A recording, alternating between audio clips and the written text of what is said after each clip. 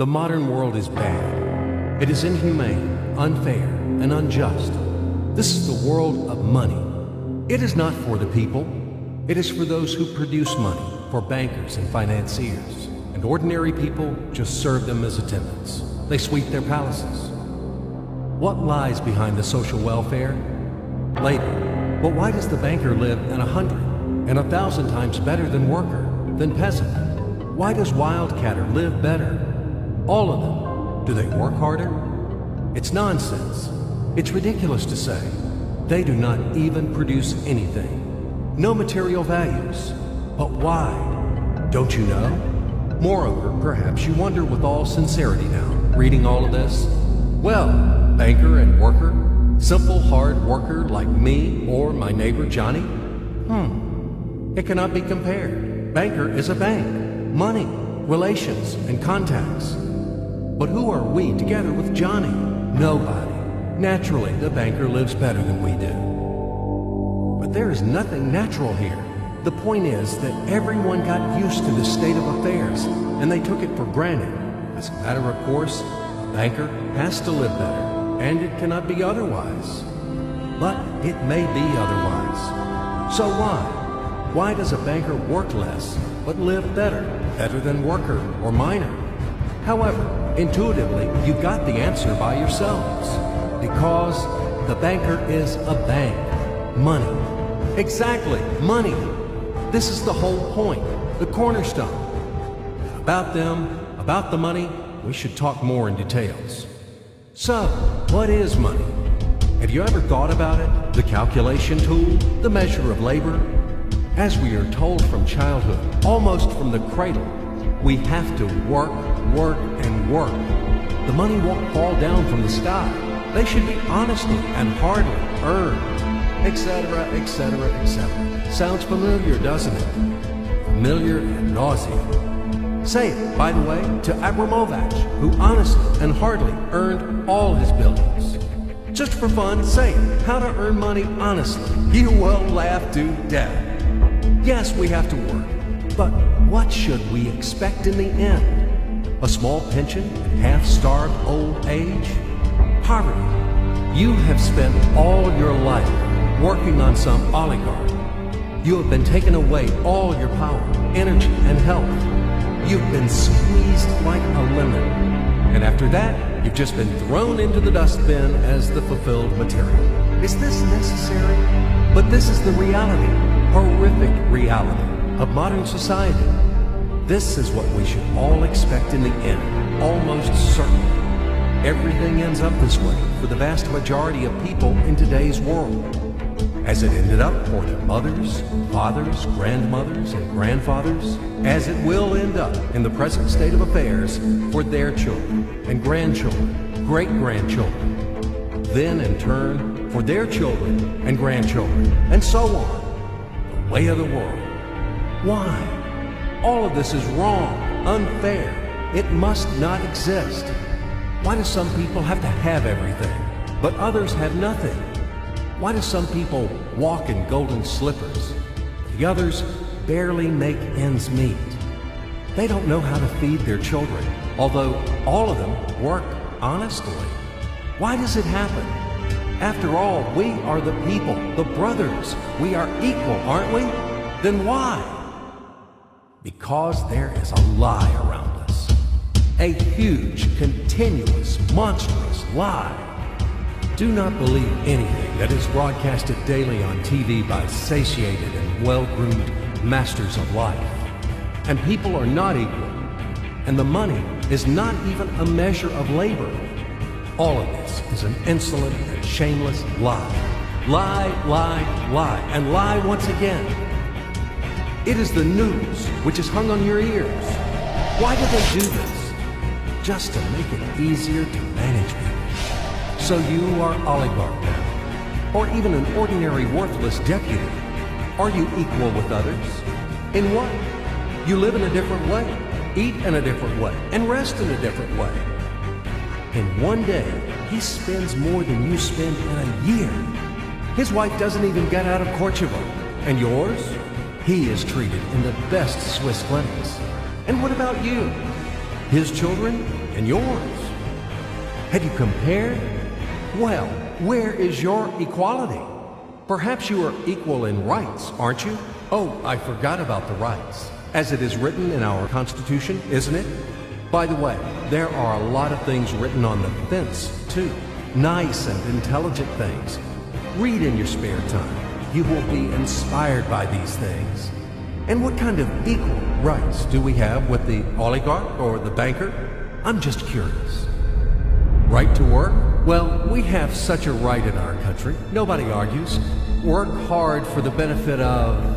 You work hard at the factory, and he, soon quickly, as they say, to each his own. The right to elect and to be elected. Well, you can elect, of course. You're welcome. Just vote. No matter how people vote, most important, how these votes are counted.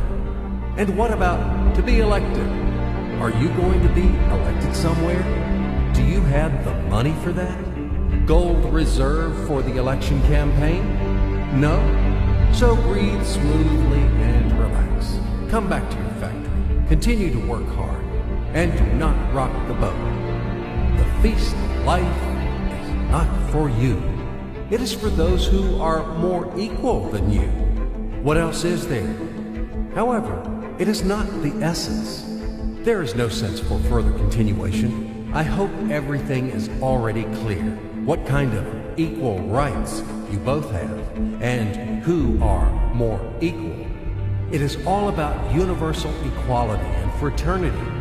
It is figured out, I think. Now we move on to the money. We won't talk about the measure of labor. These are fairy tales for idiots. Money is not any measure of labor.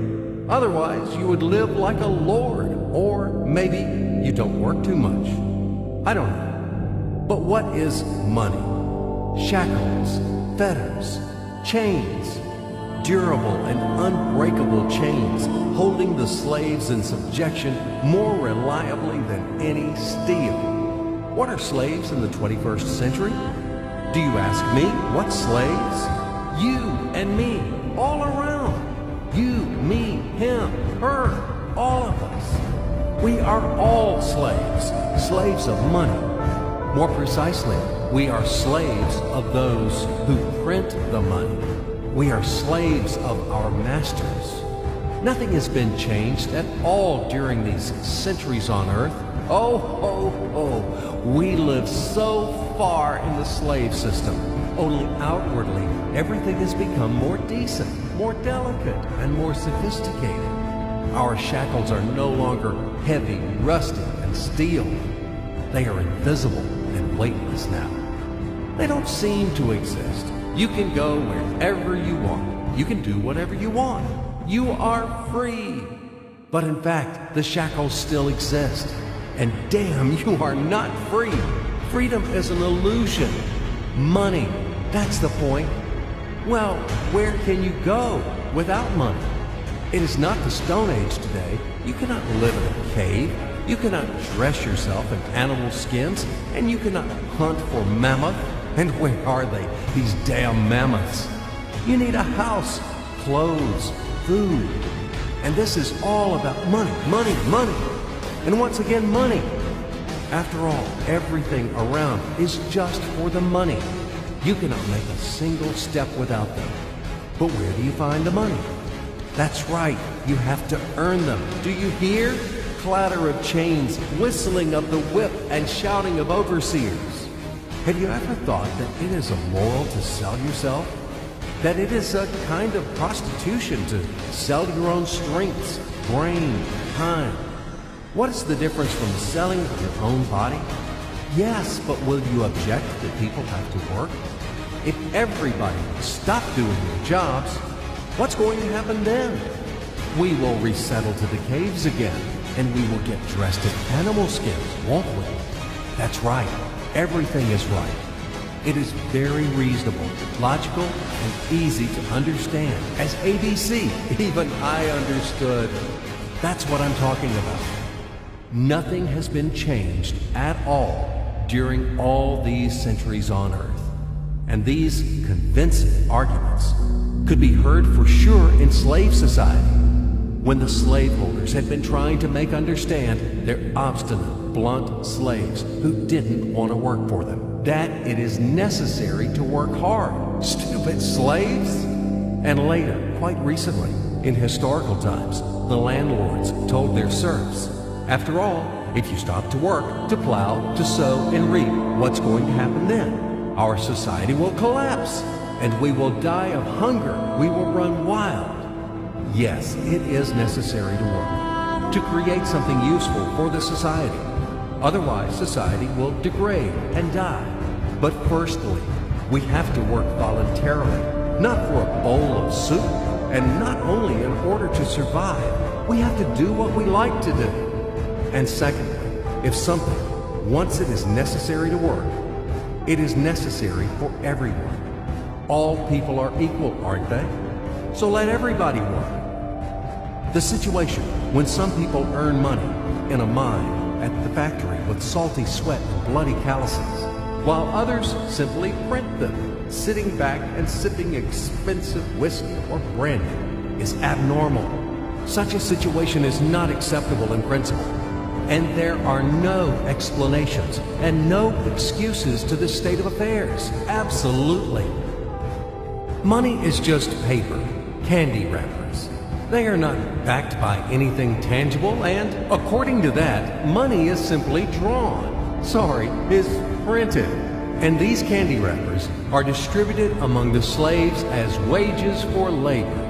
When the slaves are given an extra wrapper, it means their salary is increased, and they are happy. Are you shocked? Alas, c'est la vie. It is our bitter reality. How is the financial world organized? It is a pyramid. The Fed, U.S. Federal Reserve System, is at the top. The Fed prints dollars. How much? As much as it wants. Of course, Fed adheres to some of its own internal rules and regulations. It tries, for example, not to print too many dollars to prevent complete devaluation of the currency, etc., etc. But in principle, Fed can print as many dollars as it wants. At least there are no external limitations for that. Absolutely, the U.S. Fed is guided solely by the reasons of expediency. The lower levels of the global pyramid are the central banks of different countries. All other local national banks are situated on even lower levels. Of course, all of this is slightly simplified, but in general, everything corresponds to reality and reflects overall picture. Why do we need banks? Speaking figuratively, banks play the role of blood vessels in the social organism. Through these vessels, the money, blood, from the heart, the central bank, enters to all its organs. Money, blood, wash these organs. They bring life to them. It's not me. You can find this information in any textbook on economics. In which connection dollars are mentioned here? In what relation does the Fed have to us, sinners? The most direct relation to us, I'm telling you. After all, dollar is the global currency. Don't you know this? Let's say Russian Central Bank, one little proud bird, cannot print rubles without permission of U.S. Fed. Absolutely not. As soon as Russia supplies oil and gas to the USA for $1 billion, it is a wagon of colored pieces of paper with pictures of great American presidents. Then Russian Central Bank will be allowed to print rubles in the amount of $1 billion with a clear conscience. This is the only way.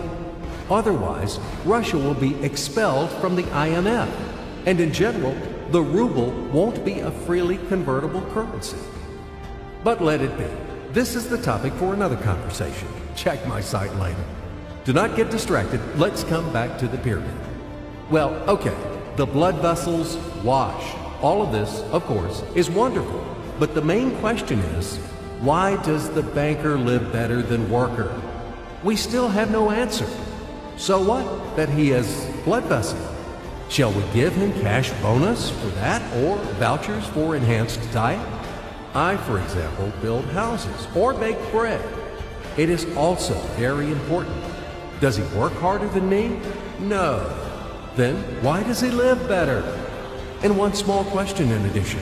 I've been working and working like a damned for public benefit from morning to night. But anyway, I can't pay off the loans. And all of my friends are in the same situation. Is this normal? It is obviously wrong and unfair. This is eternal credit bondage. But whom do I owe the money to? I owe money to banks, to these blood vessels, washing all and everything. Fuck them all. I don't need this fucking washing. In short, they make fools of us. That's all. As usual, bankers take advantage of the fact that we, simple hard workers, don't have time to figure out all these tricky schemes. We have to feed our families. That's why they take advantage of this situation and ride on our backs, bastards. So don't tell me about blood vessels. We know these vessels. Just give me the gun and I... Easy, stay calm. And let's figure this out together, okay? Calmly and slowly. But I warn you that I have to strain your brains. It's not easy to unravel in a couple of minutes those things which have been tangled during the centuries by the best sophisticated minds of mankind. But we will try. At least we will show something visually, something from the life of modern banks. We will demonstrate everything on the live example, so to speak. You'll enjoy. So imagine the following quite unusual situation, and watch my hands. Let it be a Nick and Jane, and let it be a Mr. Smith, a banker of Nick and Jane. They both keep their money in his bank. That's why we use the title Mr. Smith, with respect. Nick really wants to buy, well, let's say Jane's bicycle, but he has no money. More precisely, he has money, but not enough, only $10, while Jane wants $100 for her precious bicycle. That's a problem. What should Nick do? Well, this bicycle is so desirable. He gives Jane his $10 as a deposit and asks plaintively not to sell the bike to anyone. He says that he will bring the rest of the money soon. At the same time, he runs to his bank, to the respected Mr. Smith, to get a loan for the missing $90. As ill luck, Mr. Smith has no money at this moment, but he knows perfectly about $10, which Nick gave to Jane. And where will Jane bring his money to? That's right. She will put these $10 in her lovely bank to the same Mr. Smith. Therefore, Mr. Smith asks Nick to come back tomorrow in the hope that tomorrow he will get these $10. And everything happens this way. The next day, Jane brings $10 to the bank. The bank provides Nick these $10 on credit. Nick immediately gives them to Jane. She again puts them in a bank. The bank again provides Nick these $10 on credit, etc. As long as Nick the fool will gather enough money for the bicycle. Don't you get confused yet? Be patient, I told you. These demons have been trying to confuse you during 1,000 years. These damn economists and financiers. But anyway, we will figure everything out. So what do we have in the end? Nick finally got the bike from Jane. Wow! But at the same time, Nick owes $90 to the bank, Mr. Smith. And the bank, in its turn, owes $100 to Jane. In other words, those $10, which existed initially, have magically turned into $200. $190 of debts plus real $10. But these $10 would also turn into $1,000, even in $1 million or $1 billion, if Nick would make a more expensive purchase. In this case, our $10 would make the increasing number of its cycles, circuits from hands to hands. That's it. So, what happens in today's world? SOS! It appears that banks also make money out of thin air and multiply them. Not only Fed can produce money, but banks either. In short, everybody can do this, except you and me. We are not in the business at this celebration of life. I would like to print or draw some money as well. In fact, these banks multiply money without any control. And we're still wondering why the banker lives better. What are naive fools are we? Now it is clear why. The one who produces the money, of course, lives better.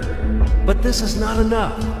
From this moment, poor Nick will never be able to repay his debts owed to the bank, no matter how hard he would work.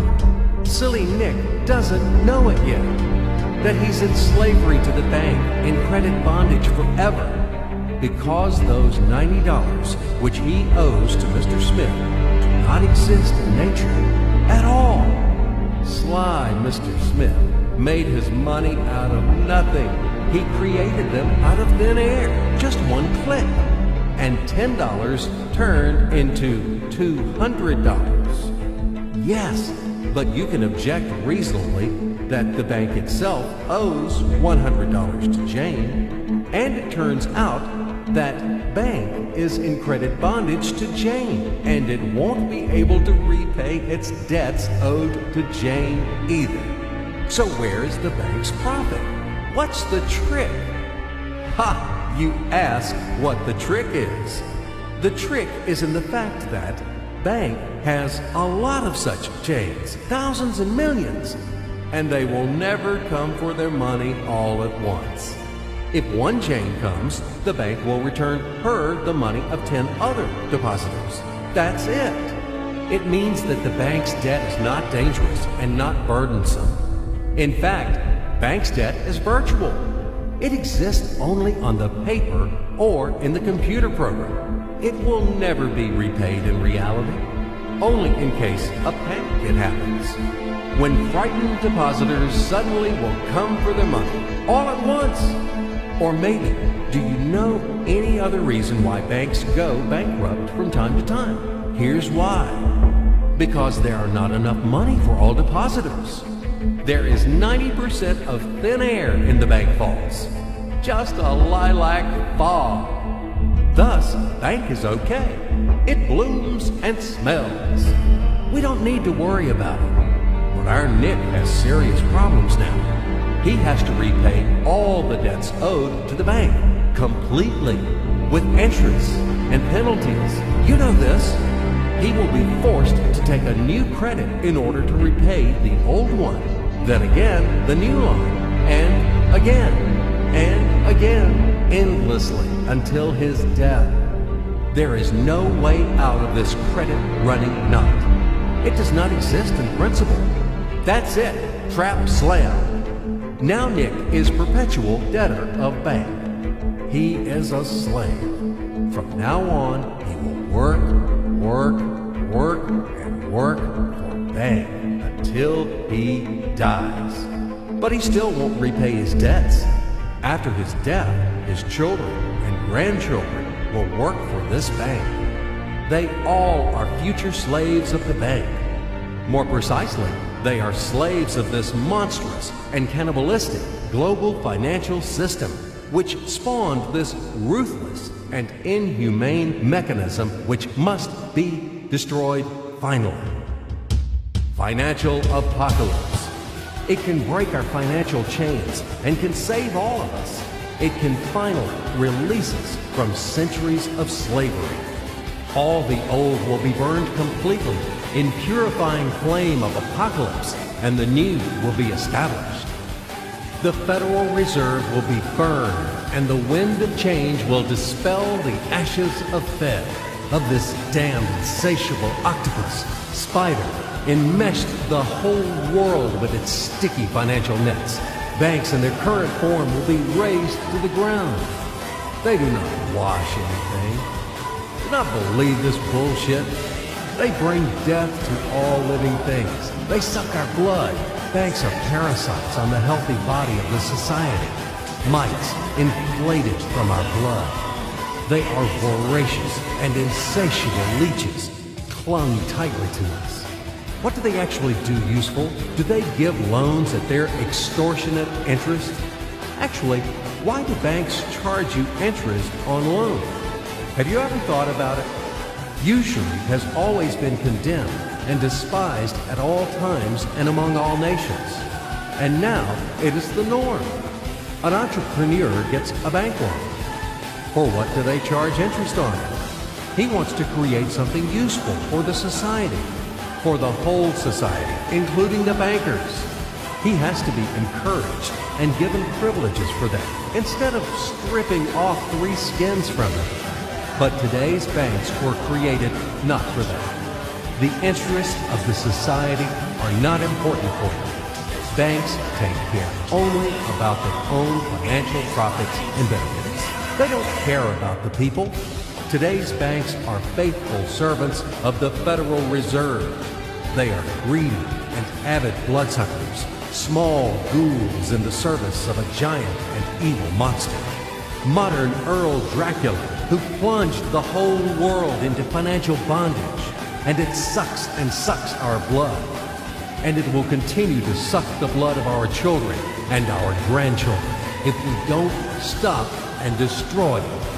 Hammer an aspen stake to all the banks, and do not forget the silver bullets.